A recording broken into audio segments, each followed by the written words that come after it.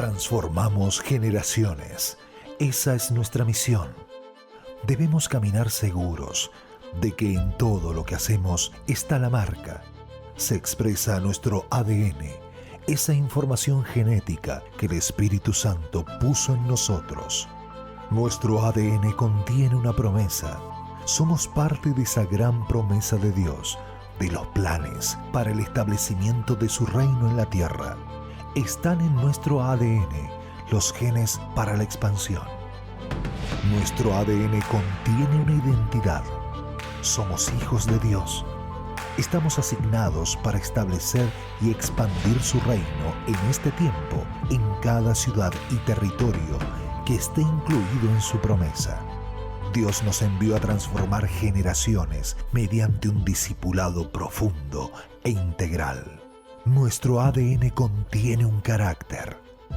El carácter se forja a la luz de la palabra y de un profundo trato con el Espíritu Santo.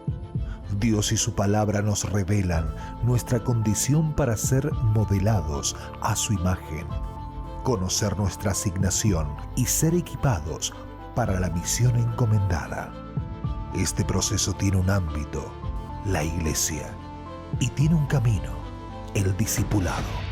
Nuestro ADN contiene un modus operandi que debe convertirse en una marca distintiva del discipulado en nuestras generaciones.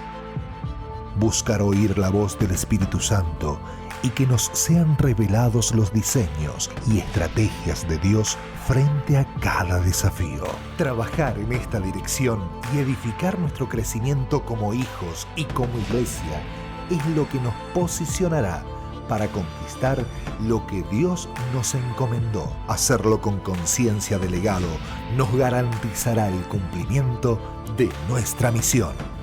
Transformamos generaciones.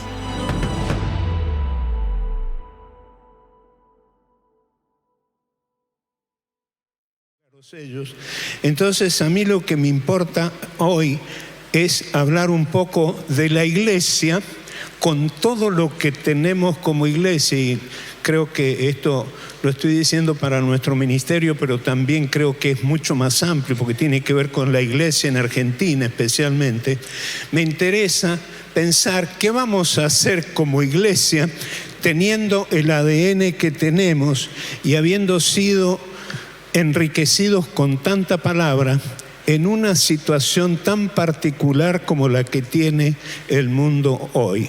Yo creo que usted tiene que saber, y a mí me importa destacarlo, lo voy a mencionar ahora al principio, la iglesia en Argentina, creo que en otros lugares del mundo también, pero en Argentina, hablo de Argentina porque es lo que más conozco, es lo que más he visto en el último tiempo y es de lo que más me he informado, y nosotros finalmente estamos en Argentina, aunque yo creo que Dios nos va a llevar próximamente a otros lugares del mundo. Yo no sé si usted lo cree, pero yo creo que vamos a ir a otras naciones. Si alguien está entusiasmado con eso, diga amén y aplauda al Señor, porque vamos a ir a visitar otros lugares.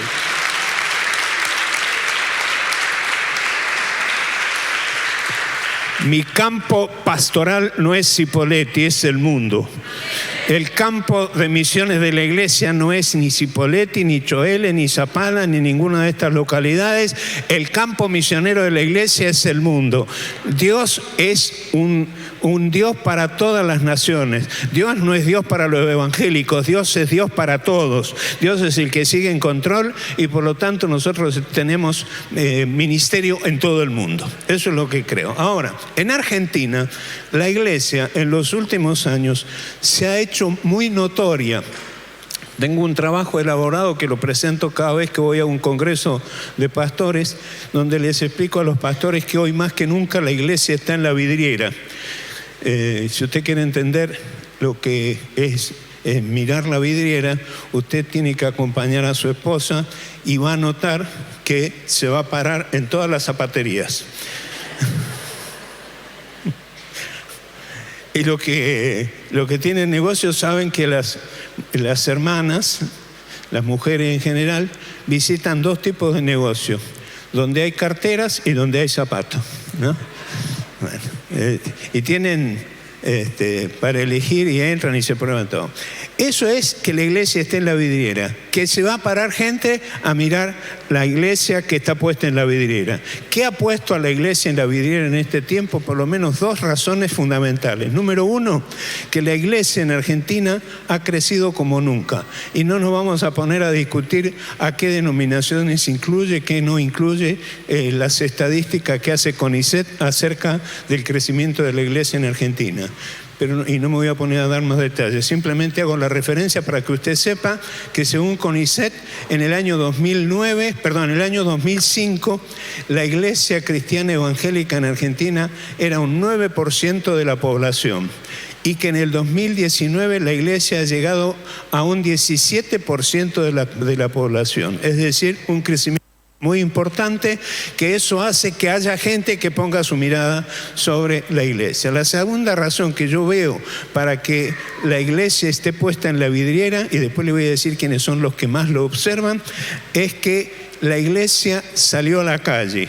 Y no voy a ponerme a analizar en esta noche si la iglesia salió de manera desprolija o si lo hizo bien o si lo tiene que mejorar, ese es otro tema. Pero lo cierto es que frente a algunos temas cruciales como lo del matrimonio igualitario, el aborto y algunas otras cosas, la iglesia salió a plantear su posición, no solamente multitudinariamente como lo hicimos en un año en el mes de agosto cuando fue el tratamiento del aborto, sino con la posibilidad que la iglesia tuvo de presentar gente que se metió en el Congreso de la Nación y que presentaron la postura cristiana evangélica respecto a estos temas, porque se le abrió la puerta para poder hacerlo, de manera que tuvimos en los debates que se produjeron en el Congreso gente representativa de las iglesias evangélicas, y no estoy hablando solamente de Gabriel Valerini, que es el más conocido, sino de otros cristianos evangélicos que fueron a exponer en el nombre del Señor cómo miramos nosotros estas ideologías que están planteadas en el mundo.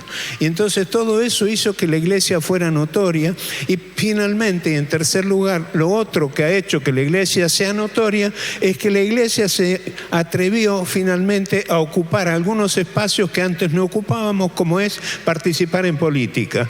Y más allá de discutir si está bien que haya un partido político cristiano o cristianos o un partido evangélico, y más allá de discutir si los que se metieron lo hicieron en alguno de los partidos tradicionales que están a favor del aborto y otro tipo de cosas, y más allá de que estemos de acuerdo o no con esto, con este discurso que hubo entre los evangélicos con aborto no te voto y todo ese tipo de cosas, lo cierto es que en muchos partidos políticos, y no estoy diciendo que todos lo hicimos bien, hubo muchos cristianos evangélicos que se involucraron en política. Es decir, empezamos a ocupar espacios que antes no ocupábamos. Tendría que agregar un cuarto elemento, que es como nunca antes, y esto también lo dicen las estadísticas, en distintos espacios hay profesionales que son cristianos y han planteado su conducta, o a través de su conducta, una forma de ver la vida. Todo eso nos puso en la vidriera, y fundamentalmente en este tiempo los que observan el crecimiento de la iglesia, el impacto de la iglesia afuera, son los partidos políticos y los medios de comunicación.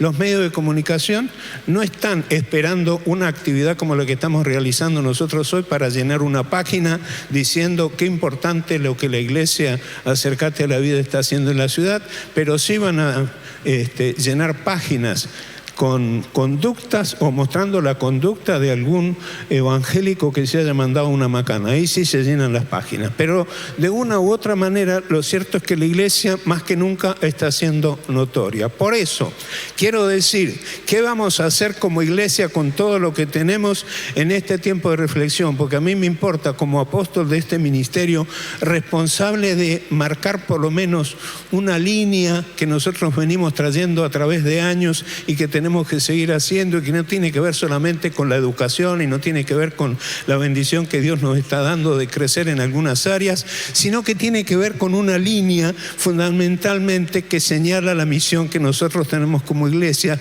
cargados de palabra, con un ADN que fluye desde el cielo, que nos inunda y que nos impulsa para hacer la voluntad de Dios. Creo que la iglesia más que nunca tiene la mejor oportunidad en este tiempo de salir a la calle calle, influir, impactar y hacer discípulos con el carácter de Cristo para que las naciones de la tierra conozcan que la única esperanza es el Señor Jesucristo.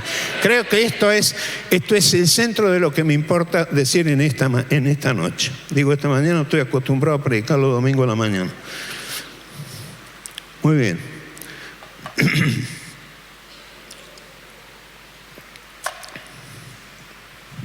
Yo no me voy a poner a hacer un estudio de qué es el ADN, simplemente voy a decir que ADN es el procedimiento para determinar quién es el padre y la madre biológica de un niño, una niña o un adolescente.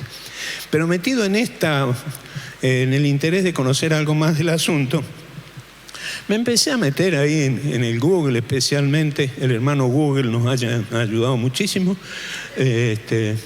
Me empecé a meter para tratar de informarme de algunas cosas. No andaba tratando de encontrar cosas raras, pero me encontré con un caso que me impactó y que lo quiero comentar porque a partir de ese caso quiero hacer una pregunta para nosotros. Metido ahí en la búsqueda y qué sé yo, me encontré con este nombre, Alberto de Mónaco.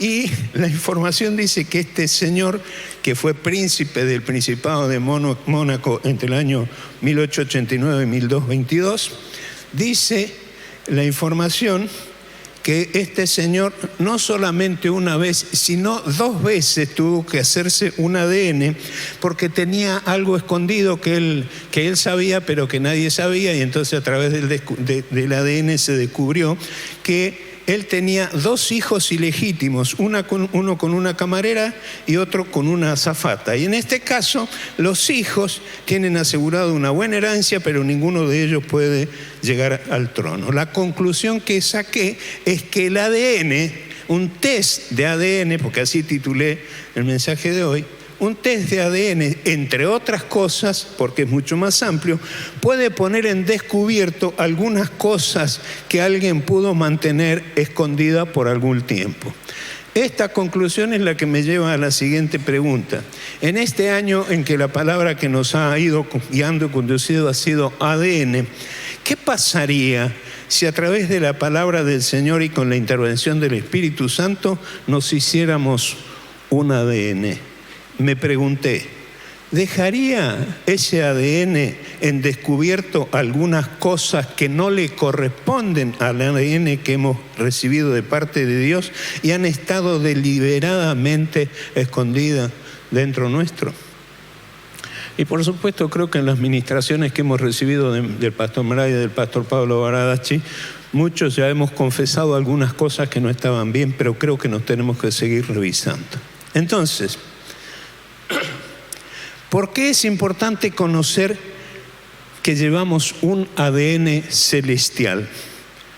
Cuando una persona está enferma y la mandan a un especialista que no conoce y trata de saber quién es el que lo va a tratar, y le dicen, por ejemplo, a alguien que tiene un problema de corazón y lo mandan a un especialista del corazón y dice, che, ¿quién es este fulano que me va a atender? Y le dicen, mira, este fue un discípulo de Favaloro, estuvo siendo parte del equipo de Favaloro, en medio como que te trae tranquilidad, te trae paz y vas seguro.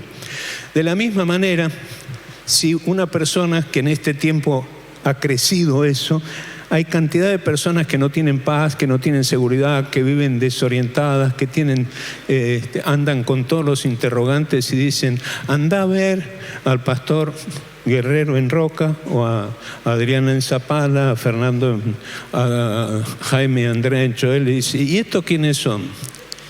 Que le digan a esa persona que estos son discípulos de Cristo, siervos del Señor, con un ADN del cielo, a esa gente debiera y debe producirle paz y tranquilidad, porque sabe que donde vayan van a encontrar la respuesta correcta que necesitan. Es el estado en que está la iglesia hoy. La iglesia del Señor Jesucristo, en medio de lo que ahora vamos a ver, lo que se llama una cultura líquida, que es un flan inestable sobre lo que no se puede apoyar nada. Este es el tiempo en que la iglesia del Señor Jesucristo salga a la calle y cada uno de nosotros, en el lugar donde se encuentra, en el hábito diario en que se mueve, tenga la respuesta para poder afirmar: Jesucristo es la única esperanza. Esto fue el lema de una campaña evangelística hace muchísimos años atrás y medio que quedó en el olvido. Pero creo que llegó el momento y es hoy, porque tenemos la mejor oportunidad de salir y decir al mundo, a la iglesia, a la sociedad, a las ciudades donde estamos, sea a través del colegio, sea en la calle, sea en el consultorio, sea en la escuela, sea donde sea, tenemos que tener nosotros con nuestra conducta una conducta tal que sea más fuerte que nuestro discurso y que la gente pregunte ¿por qué sos así? ¿Qué es lo que te mueve a tener tanta paz? ¿Por qué te mueves con tanta seguridad? Eso te abre la puerta para que digas porque Jesucristo es la única esperanza. Qué entusiasmado que están, Dios mío. Gracias a lo que me dijeron amén.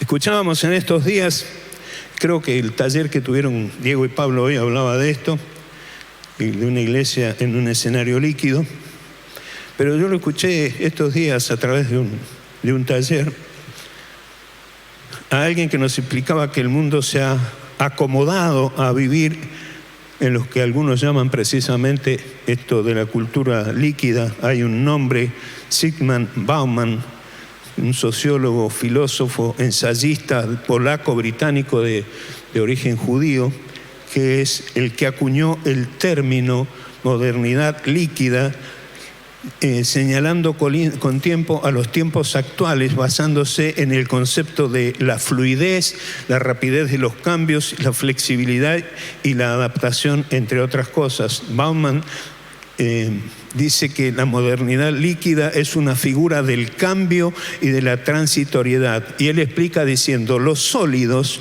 conservan su forma y persisten en el tiempo, y en el tiempo duran, mientras que los líquidos son informes y se transforman constantemente, fluyen, como es el caso de la desregularización, la flexibilización, la liberación de los mercados, etcétera, etcétera. O sea, una cultura que podemos identificar muy bien como un flan que es inestable, que se mueve todo el tiempo y que no se puede apoyar nada seguro sobre eso.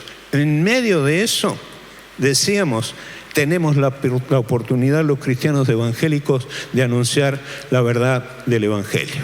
Muy bien, ahora, me hice algunas preguntas que se las traslado a ustedes.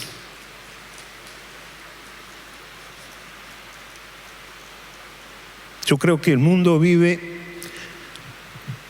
en un caos atroz, en un desenfreno sin límites, precisamente por esta inestabilidad de la cultura que todo lo admite, en una total falta de paz y de seguridad. Yo no estoy inventando nada ni estoy informando algo que ustedes no sepan. Por lo tanto, este es el momento en que deberemos llenar la tierra de discípulos que tengan el mismo carácter de Cristo para hacerles saber a la gente qué esperanza hay en el Evangelio. La cultura en que vivimos, impregnada de la ideología antidios, es un flan sin estabilidad, se mueve todo el tiempo, no se puede apoyar nada encima. El Evangelio es la única respuesta para el mundo. Uno de los talleres que tuvimos en esta mañana habla de lo que se llamó la Iglesia 4.0, pero el tema central era reaprender el cuerpo de Cristo, lo cual no significa encontrar una nueva concepción de iglesia, sino cómo romper los paradigmas incorrectos que nos han impedido ser la iglesia que Dios soñó. Yo creo que tenemos que confesar algunas cosas. Por eso me hice esta pregunta: ¿en qué ha colaborado la misma iglesia para que el mundo la rechace? Cuando hablo del mundo, no estoy hablando del mundo en general, sino que todas estas ideologías antidios se hayan puesto. Miren, recibí una información de un pastor de San Luis que nos informaba que en estos días, la semana que viene creo que hay un encuentro, el encuentro anual de estas organizaciones LGTB en San Luis, y la provincia de San Luis, con el acompañamiento del gobierno de San Luis, el gobierno de San Luis ha decretado asueto y ha facilitado los colegios a estas organizaciones, pero ha pedido a las iglesias que se cierren, que no tengan actividades en esos días, tanto a la Iglesia Católica como a la Iglesia Evangélica, precisamente por temor a todos los destrozos que esta gente viene haciendo y cómo de manera agresiva van a ir contra la Iglesia cristiana. Ahora, mi pregunta es, ¿en qué hemos colaborado como iglesia para que la gente, especialmente esta gente, nos rechace? Y no estoy tratando de encontrar justificativos, porque lo que hacen que haya violencia, que destrocen, que se presenten de esa manera, no se justifica de ninguna manera. Pero me lo tuve que preguntar para que nos lo preguntemos nosotros, y en todo caso, si tenemos que confesar algo, que lo confesemos. Número 1. Creo que la Iglesia ha presentado una concepción muy templista y cúltica, en que hemos dado a entender que todo lo bueno ocurre en el templo y en el culto. Es decir, nos hemos encerrado demasiado. Podría desarrollar mucho más lo que estoy diciendo, pero como no tengo tanto tiempo, lo voy a hacer así a modo de bosquejo. En segundo lugar, nos hemos convertido en una organización que hace muchas cosas, pero no hemos sido distraídos en nuestro propósito haciendo cosas que no eran necesariamente las que el Señor nos había mandado a hacer. En tercer lugar, nos hemos presentado como un grupo de gente buena, pero que ser buena no ha alcanzado porque hemos mostrado toda nuestra bondad, pero no hemos sido proactivos en avanzar mostrando el favor de Dios. En cuarto lugar, en su discurso que le dice a la gente dónde debe encontrar la solución a sus problemas, esto se ha confrontado con que muchos cristianos evangélicos tienen el discurso y no tienen el testimonio. Esto quiere decir, le dicen a la gente dónde encontrar respuesta a sus problemas, pero no han podido resolver sus propios problemas. Entonces hay incoherencia y eso hace que no seamos creíbles. Y en quinto lugar, mostrar un modelo de vida que puso su mirada en el cielo, casi ignorando que el Evangelio nos ha metido en el mundo para vivir allí, en el mundo del Evangelio. El Evangelio no es mirando el cielo solamente, el Evangelio incluye el cielo, pero es para poner los pies en la tierra aunque la cabeza esté en el cielo. Entonces, Jesús dijo, yo edificaré mi iglesia. Otra pregunta, ¿para qué quiso Jesús edificar una iglesia? El mensaje de la palabra de Dios acerca de la iglesia nos lleva a afirmar que reaprender la iglesia, reaprender el cuerpo de Cristo, nos lleva a través de la palabra de Dios a reinterpretar el plan de Dios, que nos permite afirmar lo siguiente, y esto es un principio que quiero que graben. Dios no está interesado en llenar los templos de gentes. Dios está deseoso de llenar la tierra de discípulos de Cristo. Por favor, tomen, no sé si se está proyectando o no. Dios no está interesado en llenar templos de gente. Dios está deseoso de llenar la tierra de discípulos de Cristo. Encerrar gente en un edificio todos los fines de semana y generar todo tipo de actividades a los efectos de mostrar una iglesia significativa no cambiará al mundo. La iglesia es un laboratorio, por lo tanto es muy importante saber que el interés de Dios está centrado en afectar la tierra. Eso es lo que hace importante a la iglesia, que el mismo Señor Jesucristo decidió edificar. Entonces, la iglesia es importante, no podemos prescindir de la iglesia. La iglesia es la comunidad, hoy se nos ha hablado bastante de esto. Por eso es muy importante saber que ser iglesia no tiene como propósito centrarnos en el interior, mirando hacia adentro de la iglesia, sino que la importancia de la iglesia para Dios está en que la iglesia es el instrumento que pueda afectar la tierra, por lo cual la iglesia no está centrada en el edificio, sino está centrada en edificar discípulos conforme al carácter de Cristo. Para que la iglesia sea lo que tiene que ser, tenemos que volver a reinterpretar o releer o volver a poner el énfasis en la voluntad de Dios expresada claramente en la palabra.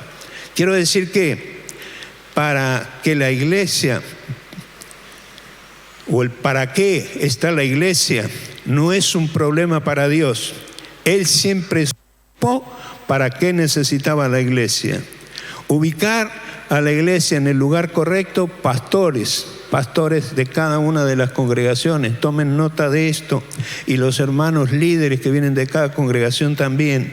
Ubicar la iglesia en el lugar correcto es algo que nos ha complicado por mucho tiempo la vida a los cristianos, y de modo muy especial a los pastores. No le hemos complicado a Dios la vida tratando de ubicar la iglesia. Dios siempre supo para qué está la iglesia. Creo que el problema que tenemos con Dios y Dios tiene con nosotros es llegar a alinear su propósito, su plan, con el deseo de la iglesia de responder a ese plan de Dios. La iglesia es el laboratorio desde donde deben salir los verdaderos agentes de cambio con el ADN correcto, entendiendo de esa manera su misión.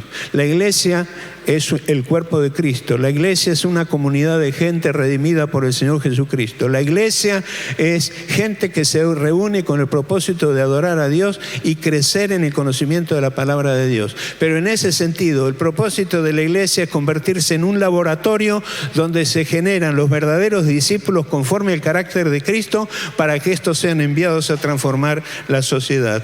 Eso es lo que el mundo necesita: discípulos llenos del Espíritu Santo para manifestar el reino de Dios en la tierra. Paréntesis, usted me puede decir: pastor, no nos está diciendo nada nuevo, esto es lo que siempre supimos. Pues bien, hermanos, el deseo de repetir esto y volver a tratar este mensaje es porque yo creo que nos tenemos que reenfocar. Y si bien es cierto, y no quiero decir que no debemos hacer otras actividades, pero alguien me dijo un día: la iglesia no es una sociedad de beneficencia. La iglesia es un centro de formación para gente que transforma la sociedad afuera. A mí me importa decir: hagamos todo lo que tenemos que hacer, hagamos todo lo que Dios nos manda hacer, pero no pongamos en segundo lugar lo que es prioritario, lo que el Señor quiso que volviéramos a hacer, que es hacer discípulos. Yo quiero decirte, hermano, no te preocupes por la cizaña. La cizaña es esa plantita que crece al lado del trigo, pero el que da trigo para que se convierta en pan es el trigo, no la cizaña. La cizaña tiene la particularidad de ser una espiga similar a la del trigo, y me importa imaginarme que el movimiento de la cizaña, bamboleada por el viento, al compás de los vientos que se mueven en los campos, se mueve al mismo ritmo que las espigas de trigo. La única diferencia es que cuando el trigo se empieza a cargar de su fruto, tiene más problemas para moverse, y la cizaña sigue siendo esbelta, seductora, moviéndose de una manera que puede tentar al trigo a preocuparse. Pues yo te quiero decir, hermano, que trigo hubo siempre y cizaña siempre hubo, y lo importante es que la cizaña ya tiene su propio premio, dice la palabra, y tiene su propio final. Dice la palabra que al final de los tiempos el Señor va a mandar a sus ángeles a sacar la cizaña y se va a quemar en el fuego, mientras que el trigo no debe desenfocarse y seguir dando el pan seguir dando el trigo para que justamente el mundo coma el pan de vida que se llama el Señor Jesucristo.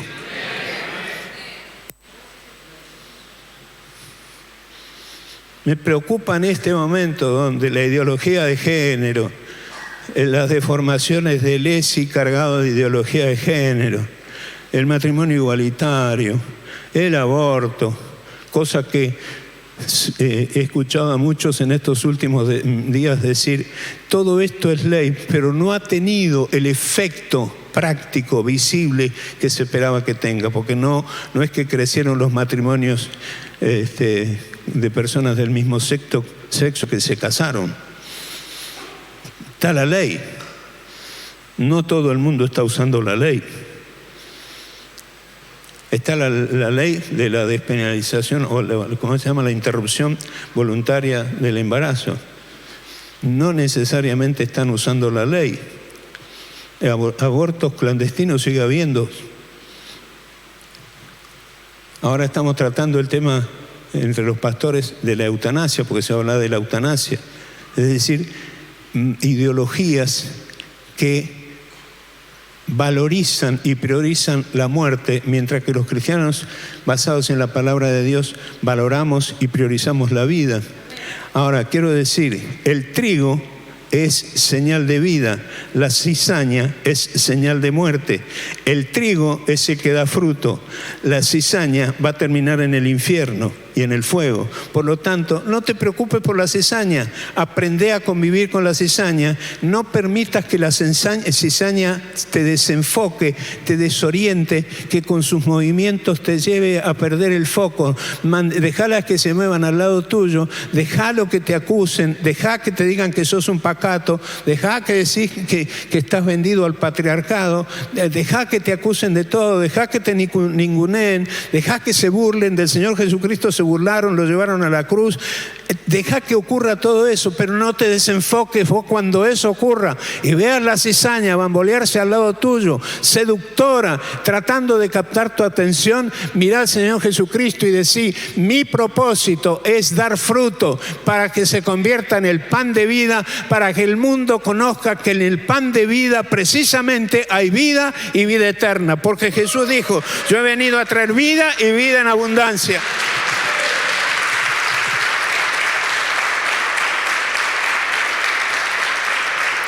La oración de Jesús, me impacta la oración de Jesús cuando en el capítulo 17, nosotros leemos el capítulo 17 y ponemos el énfasis en que Jesús dijo que nosotros como hijos de Dios seamos unos para que el mundo crea.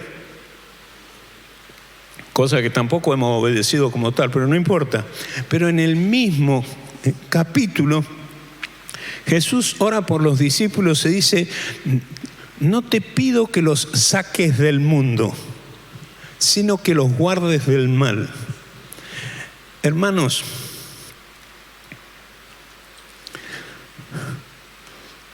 yo no he sido convocado, aunque yo estoy de acuerdo que hay que denunciar las cosas que están mal, no tengo ningún problema con eso. Yo creo que hay gente que está llamada por Dios a denunciar y a trabajar para que estas ideologías no tengan el efecto que esperan tener, aunque yo tengo para decir algunas cosas. Yo creo que nosotros no vamos a detener el avance de estas ideologías. Por más piquetes que hagamos y protestas que hagamos y gente que metamos en el Congreso, yo creo que no vamos a detener el avance de estas ideologías. La Biblia dice que el mundo está bajo el poder del maligno y la misma Biblia nos adelanta que el mal va a crecer en el mundo. Lo importante es que mientras más crezca el mal, más crezca la iglesia, más crezca la fe, más crezca la proclamación del Evangelio, porque allí está nuestro foco. Déjalos que crezcan, no hay ningún problema. El problema es que no permitas que te desenfoquen.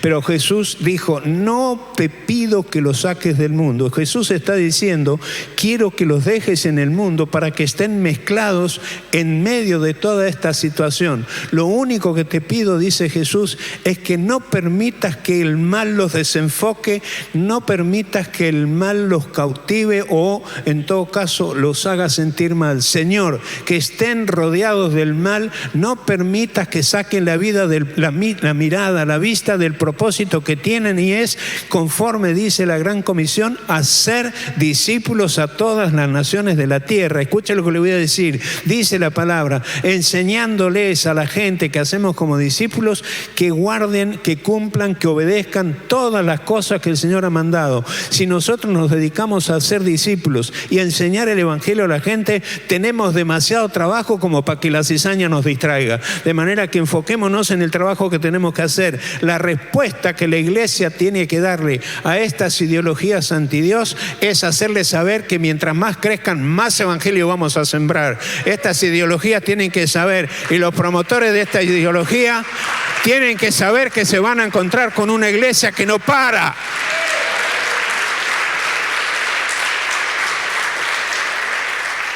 Hay algunas cosas que deben saber, que debemos reaprender y debemos saber. Número 1, La iglesia no te aísla del mundo. La iglesia te prepara para vivir en el mundo. Por favor, comunicáselo a alguien esto. La iglesia no te aísla del mundo. La iglesia te prepara para vivir en el mundo. Número 2, no te muevas. No te muevas en el mundo como un religioso, movete como un discípulo de Cristo. Vos no has sido convocados por el Señor para enseñar religión, estás en el mundo para ser discípulo. El religioso lleva religión e imparte religión. La religión imparte juicio y condenación. El discípulo de Cristo lleva el evangelio, enseña el evangelio y siembra esperanza. El discípulo de Cristo siembra esperanza y muestra un camino de vida, de paz y de victoria. Tu ADN no es un flan inestable. Tu ADN está en Dios y es firme e inconmovible. Por lo tanto, ocúpate de hacer lo que tu ADN te dice.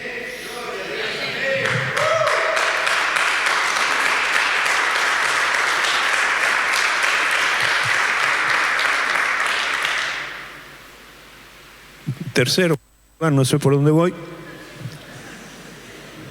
Congregarte te protege. Gracias a Dios que hoy el pastor Barabachi nos habló de esto y el pastor Carlos Mraida también. Nos hablaron de esto. No más individualismo. Congregarte es importante. Que te congregues es importante. Por favor, ayúdenme a predicar, toque a alguien y decir, no deje de congregarte. No lo logro ver, así que algunos hablan.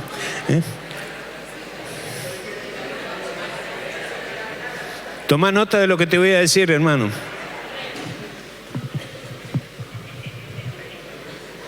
Me voy a venir un poquito más adelante, así no me da la luz en los ojos y lo puedo ver. Ayúdenme a pensar cuando estoy por caerme. En todo caso, pongan algunos adelante para que me reciban. Por favor, toma nota de lo que te voy a decir ahora. Es muy importante. Las ideologías que se mueven en el mundo, por ahora, por favor decirle a que tenga lo tuyo, decirle por ahora. Las ideologías que se mueven en el mundo, por ahora, nos atacan desde afuera. Pero lo importante es lo que te voy a decir ahora. Muy pronto, y esto que voy a decir ahora no es una ocurrencia que se me ocurrió. No, esto es algo que conozco con fundamento por lo que vengo leyendo y vengo escuchando y vengo aprendiendo de lo que está pasando en algunos lugares. Por ahora nos atacan desde afuera, pero pronto se mezclarán entre nosotros, es decir, se van a infiltrar en la iglesia, en el cuerpo de Cristo, se van a infiltrar entre nosotros para perforar nuestra coraza, no solo desde afuera, sino desde adentro. Es decir, va a haber gente que va a venir, que se va a mezclar, que va a estar en los cultos, que va a participar con nosotros, pero solapadamente y de manera, a través de cierta manipulación, van a empezar a transmitir un mensaje contradictorio contra el Evangelio, que no te lo van a decir de frente y con palabras agresivas que te hagan reaccionar diciendo, no, eso no es lo que yo creo, sino que con mucha sutileza, escuchá lo que estoy diciendo, hermano, porque esto va a ocurrir pronto, con mucha sutileza van a tratar de desviarte del camino correcto para llevarte a proclamar un mensaje tramposo en el que se intenta valorizar la vida sin Dios. Esto va a ocurrir, se nos van a meter adentro. Por esto es muy importante que conozcas lo que está contenido en tu ADN. En tu ADN dice la Biblia que en el Evangelio de Juan, capítulo 1, versículos 12 y 13, que a lo suyo vino y los suyos no lo recibieron, mas a los que le recibieron y creyeron en el nombre del Señor les dio autoridad, potestad de llegar a ser hijos de Dios. Versículo 13, estos no son engendrados de voluntad de hombre ni de sangre, sino de Dios. Esto significa que quien inseminó tu espíritu para que crezca y nazca un hijo de Dios en ti es el Espíritu Santo de Dios. Él lo inseminó, Él lo hace crecer y ha sellado la paternidad de Dios sobre nuestras vidas. Esto es muy importante en este tiempo. Esto es tener el ADN de Dios.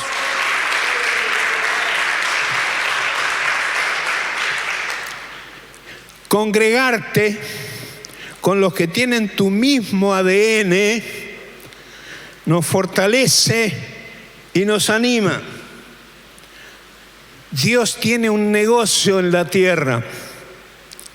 Y no estoy siendo antibíblico. Cuando los padres de Jesús a los 12 años no lo encontraban y lo encontraron, finalmente Él les dijo: ¿por qué me buscan? ¿No saben que en los negocios de mi Padre me es necesario estar? Nosotros, como verdaderos discípulos de Cristo, debemos hacer nuestra esa expresión de Jesús, teniendo en cuenta que el Espíritu mismo da testimonio a nuestro espíritu. Esto lo dice Pablo en Romanos 8, versículos 16 y 17. El mismo Espíritu da testimonio a nuestro espíritu de que somos hijos de Dios.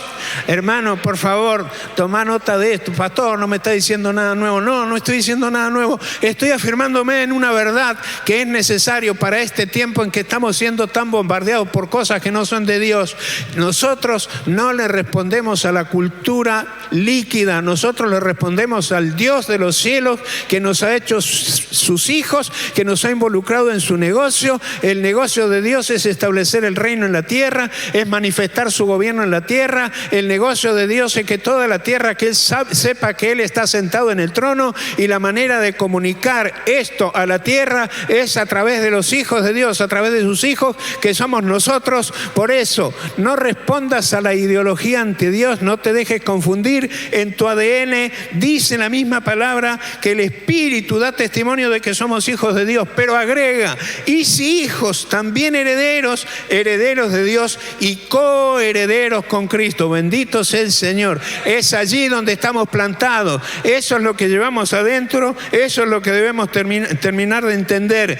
Dicho de otra manera, si Jesús se interesó en los negocios del Padre, nosotros también nos involucramos en los negocios del Padre. Si Jesús tenía algo para decir de lo que era la voluntad del Padre, nosotros tenemos para decir lo mismo que decía Jesús a esta tierra. Si Jesús murió por los pecadores y ha resucitado y vive, nosotros somos partícipes de la muerte del Señor de Jesucristo y somos partícipes de la resurrección de Cristo, de manera que así como Él murió, nosotros a través del bautismo, dice la palabra, participamos de su muerte, pero hemos participado de su resurrección y estamos vivos. Como el Señor Jesucristo está vivo y sigue siendo el Rey sobre toda la tierra, los hijos de Dios somos los príncipes del Señor, que con el Señor Jesucristo manifestamos que el reino de los cielos se ha acercado y finalmente el gobierno de Dios será establecido sobre toda la tierra para que la gloria le sea dada solamente a Él.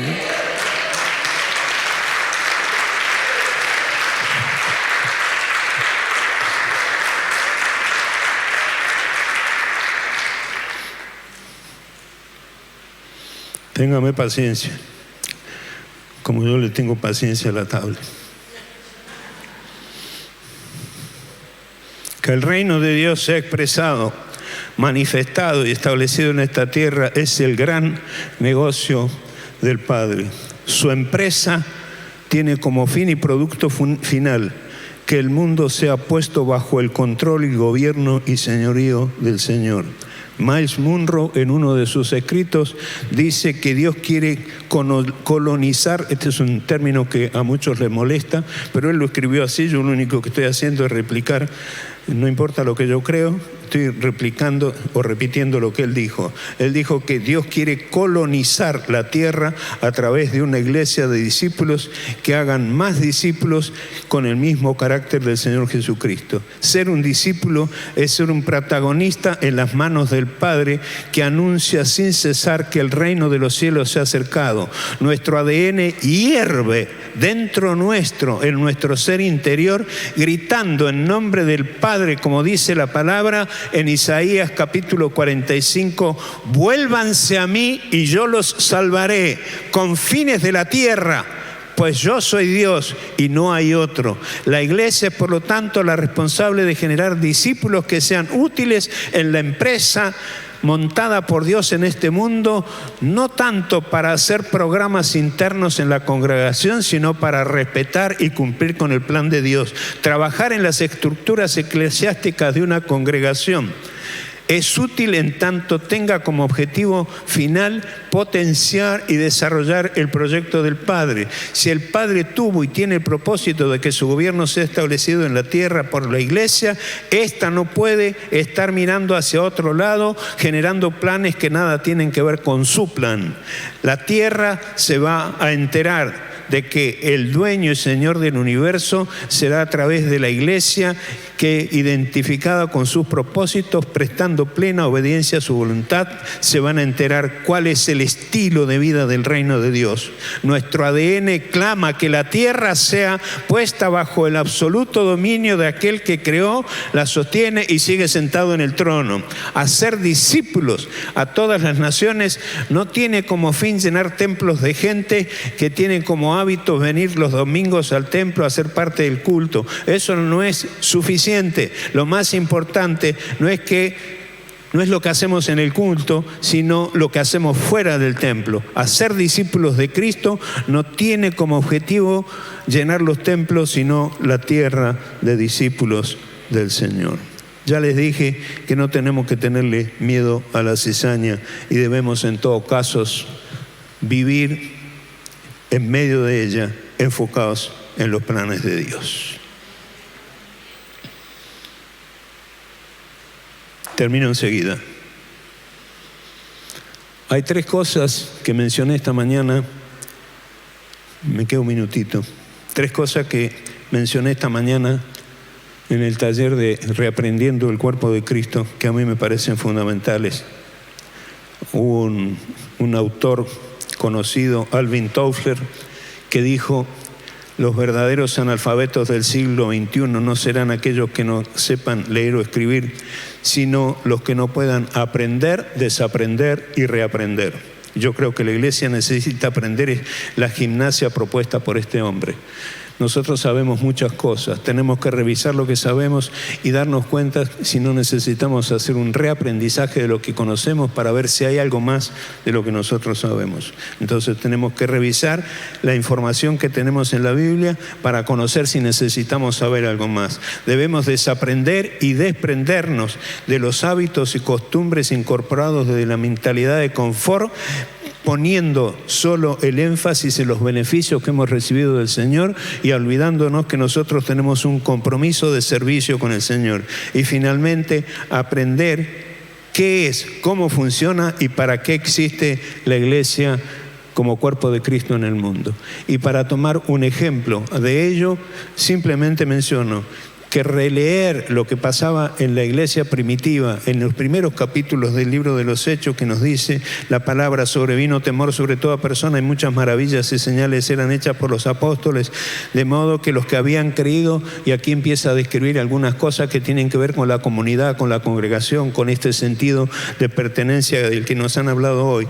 Todos los que habían creído estaban juntos y tenían en común todas las cosas, vendían sus propiedades y sus bienes y repartían a todos según la necesidad de cada uno, perseverando cada día en el templo y partiendo el pan en las casas, comían juntos con alegría y sencillez de corazón, alabando a Dios y teniendo favor con todo el pueblo. Y el Señor añadía a la iglesia cada día los que iban a ser salvos. Ahora lo estoy mencionando así a modo rapidito, pues no tengo tiempo para ponerme a explicar esto, pero en su casa por favor relea esta palabra. Estaban juntos, unidos, compartían lo que tenían, interesados en la necesidad de cada uno, perseveraban en los detalles que los hacían fuertes, se congregaban y compartían, bendecían al pueblo ministrando afuera. La segunda cosa que mencioné esta mañana es, creo que hay que releer Efesios capítulo 4, pero poner el énfasis en los versículos 11, 12 y 13, donde dice la palabra que Él mismo constituyó apóstoles, profetas, evangelistas, pastores y maestros a fin de perfeccionar a los santos para la obra del ministerio, para la edificación del cuerpo de Cristo, hasta que todos lleguemos, escuche esto, a la unidad de la fe y del conocimiento del Hijo de Dios, a un varón perfecto a la medida de la estatura de Dios. Es muy importante entender que el varón perfecto del que habla aquí la Biblia no es un cristiano perfecto, es la imagen de la iglesia de la que Cristo es la cabeza y nosotros los miembros su cuerpo, el varón perfecto es la iglesia como una expresión plena de la unidad de la iglesia. Hay que releer lo que es la palabra de Dios. Me encantó leer uno de los comentarios de la Biblia de Jerusalén al respecto, donde dice que no se trata esto del varón perfecto, no se trata simplemente del cristiano llegando al estado de perfección, sino del hombre perfecto en un sentido colectivo, el Cristo total, cabeza y miembros que constituyen su cuerpo. ¿Para qué esta necesidad de llegar a ser la iglesia unida y fortalecida en unidad? El mismo Pablo lo va a decir: para que ya no seamos niños fluctuantes llevados por doquiera de todo tipo de doctrinas por estratagema de hombres que para engañar emplean las astucias del error. Eso es lo que van a hacer, eso es lo que están haciendo desde afuera hacia la iglesia, descalificándola, y eso es lo que van a hacer desde adentro cuando se nos quieran infiltrar y con artimañas engañosas hacernos desviar de la verdad. Por lo tanto, tenemos que estar absolutamente preparados y listos frente a esta agenda globalista, el LGTBI, la ESI y todas estas especies de cizaña. Aquí tenemos la respuesta. Este es el sentido de reaprender el cuerpo de Cristo, que significa fortalecer la unidad de la iglesia, porque es su propia protección más eficaz, más eficiente, más segura. Por lo tanto, no dejes de congregarte como algunos tienen por costumbre, sino, y mucho más, dice la palabra, cuando veis que aquel día se acerca.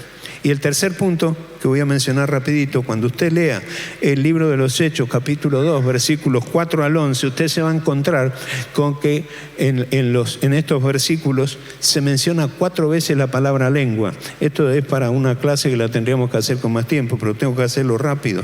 4 veces la palabra lengua. En los versículos 4, 6 y 11, la palabra que se traduce como lengua en nuestras Biblias en español, en el griego es la palabra gloxa, que significa lenguaje, lengua, no, nada más que eso. Pero en el versículo 8, donde dice: ¿cómo pues nosotros les oímos hablar a cada uno en nuestra lengua en la que hemos nacido? La palabra lengua en el griego allí es la palabra dialectos, de donde viene, por supuesto, la palabra que nosotros conocemos en español como dialecto. Dialecto no es simplemente una expresión lingüística, sino que lleva incorporado la cultura de una etnia, la cultura de un pueblo, de modo que uno de los milagros más grandes que se vivió en el día de Pentecostés no fue la llamita como de fuego arriba de la cabeza de cada uno y que hubo un terremoto y todo eso, sino que el milagro más poderoso y más fuerte fue que Dios estuvo en los detalles para que la gente en su propia lengua, en su propio dialecto, dentro de su esquema cultural, pudieran entender el mensaje de las maravillas de Dios expresado a través de aquellos que recibieron ese tipo de lengua. De manera que el mensaje que yo tengo para dar en este momento es que la iglesia, teniendo el ADN que tiene, metido en un mundo que vive en completa incertidumbre, y nosotros nutridos de un mensaje poderoso, lleno de amor, lleno de paz, lleno de seguridad, en el nombre del Señor Jesucristo, Dios nos dé la creatividad para tener un idioma y un lenguaje que la gente pueda entender, y nos acerquemos a la gente para hablarles en el idioma que ellos entienden, presentando el mensaje de las maravillas de Dios en este tiempo. Esto es lo que la iglesia tiene que hacer. No permitamos que la cizaña nos distraiga, centrémonos en la evangelización, hagamos discípulos del Señor Jesucristo, y que la respuesta de la iglesia ante el crecimiento de las ideologías diabólicas sea: cada vez más tenemos discípulos formados a la imagen de Cristo para transformar el mundo. Eso es lo que Dios espera para que su gobierno sea establecido y toda la tierra sea llena de la gloria del Señor, como las aguas cubren la mar. Si usted dice amén a esto, levántese con un fuerte aplauso, bendiga al Señor. Nos vamos a enfocar en esto, vamos a hacer lo que Dios nos ha mandado a hacer. Transformamos generaciones. Esa es nuestra misión.